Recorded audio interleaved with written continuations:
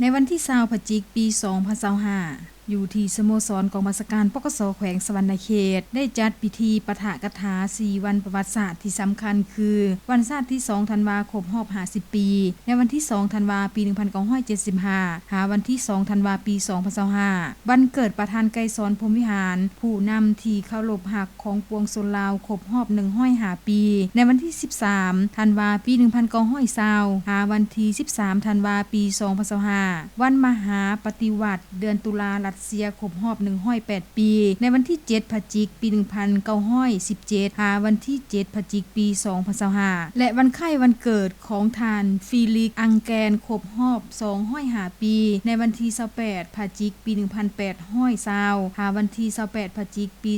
2025โดยการให้เกียรติปาฐกถาของท่านพันเอกบุญเลิศขาทุมพรมรองหัวหน้ากองบัญชาการปกสแขวงสวรรณเขตเข้าร่วมรับฟังมีคณะห้องอ้อมข้างคณะแผนกตลอดฮอดนายและพลตำรวจเข้าร่วมซึ่งได้ยกให้เห็นวันชาติที่2ธันวาตลอดระยะ50ปีแห่งการปกปักรักษาและพัฒนาประเทศชาติภายใต้การนำพาของพรรคได้เฮ็ดให้โสมหน้าของประเทศเฮามีการเปลี่ยนแปลงใหญ่หลวงรอบด้านชีวิตการเป็นอยู่ของประชาชนบรรดาเผ่าได้รับการยกสูงขึ้นอย่างบ่หยุดยั้งได้กลายเป็นพื้นฐานด้านสังคมการเมืองการป้องกันชาติป้องกันความสงบให้ประเทศชาติอันนักแน่นที่รับประกันระบอบใหม่ของพวกเฮาให้ยืนยงคงตัวสามารถผ่านอุปสรรคสิ่งท้าทายทดสอบต่างๆและสืบต่อก้าวขึ้นตามเส้นทางที่พรรควางออกพร้อมกันนั้นก็ได้ยกให้เห็นตลอดระยะแห่งการเป็นผู้นำสูงสุดของพรรคและรัฐเฮาของประธานไกรสอนพรหมวิหารยามใดก็ซี่ทิศเยียงทาง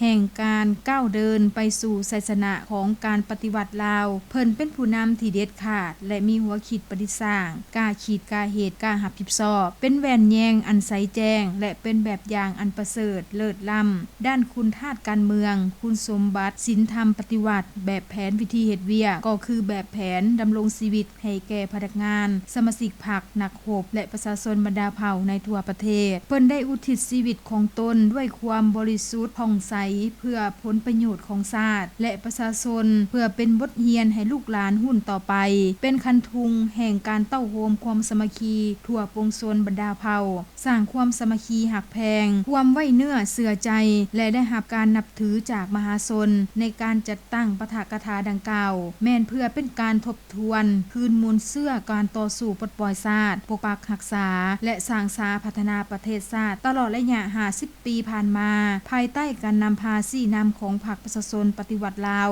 และเพื่อจะลึกคุณงามความดีแหวนแยงอันใสแจ้งและเป็นแบบอย่างอันประเสริฐเลิศล้ำด้านคุณธาตุการเมืองคุณสมบัติศีลธรรมปฏิวัติแบบแผนวิธีเฮ็ดเวียกก็คือแบบแผนดำรงชีวิตของประธานไกรสอนพรหมวิหารที่ได้อุทิศชีวิตของตนด้วยความบริสุทธิ์ผ่องใสเพื่อประโยชน์ของชาติและประชาชนโอกาสเดียวกันนี้ในพิธีก็ได้ประกาศบ่งตัวแต่งตั้งเลขาหน่วยพรรคฮักฐานมอบใบยั่งยืนหับฮองการจัดตั้งปฏิบัติชาวหนุ่ม4บุกประจำปี